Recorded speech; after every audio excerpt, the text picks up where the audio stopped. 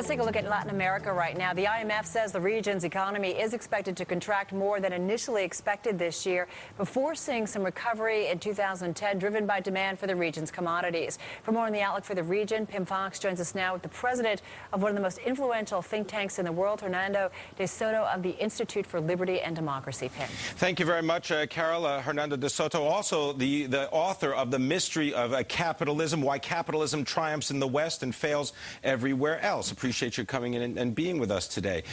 First question about the United States rather than about Latin America. We all know the fallout from the subprime crisis has created problems with mortgages, courts and banks trying to rewrite mortgages, as well as issues having to do with rewriting loans. As someone that's an expert on property and property rights, is this a good thing? Does this show the flexibility of the legal system, or is this the destruction of private property? No, I don't think you're anywhere close to destroying private property understood as a phenomenon of real estate. Where I think you've got problems is with what you call derivatives, that is to say certain forms of securitization. While you have got maybe $90 million worth of assets that are real, houses, buildings, etc., and you've got about $190 trillion worth of paper in terms of shares, bonds, or whatever it is, you have now created about $600 trillion worth of derivatives, which ultimately guarantee, one way or another, all of these loans. And the problem with $600 trillion, considering that the whole of the United States only produces $13 trillion of GNP per a year, are the first asset that you have got in your history of the last 100 years that you have no record of. I can trace every airplane, every automobile, every boat, every script, every invention in the United States to a number, and that's why the market works, as I'm informed.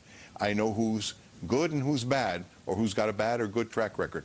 Regarding your derivatives, you don't have a recordation system, and that is what is creating, to my mind, the biggest uncertainty in the world, because markets are all about signals, and the biggest asset that you've got in the United States, $600 trillion, has ceased to emit signals. So is the United States economy a victim of its own excess? I mean, do you think the recession is going to prove to be longer and more pernicious than many economists already believe? I believe so. I don't know in what way it is, but the strength of the United States, aside from your entrepreneurship or the American culture, is essentially that in the United States, as opposed to developing countries like mine, you know where everything is.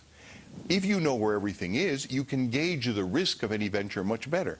You know where the assets are, you know what is linked to what, who is mortgaged to who, who's got a debt to who, except in the field of derivatives, and there's $600 trillion of them at a nominal value floating in your market, and that uncertainty is what makes it people aren't investing and aren't loaning. It's called the credit crunch. Let me ask you one last question. What about capitalism? Is capitalism under threat at a time of its greatest triumph? I mean, the fall of the Berlin Wall, the decline of communism. Is capitalism under threat right now? Not yet, for a very simple reason, which is that its natural opponent, which is communism, has done much, much worse. So we're about to go back to that.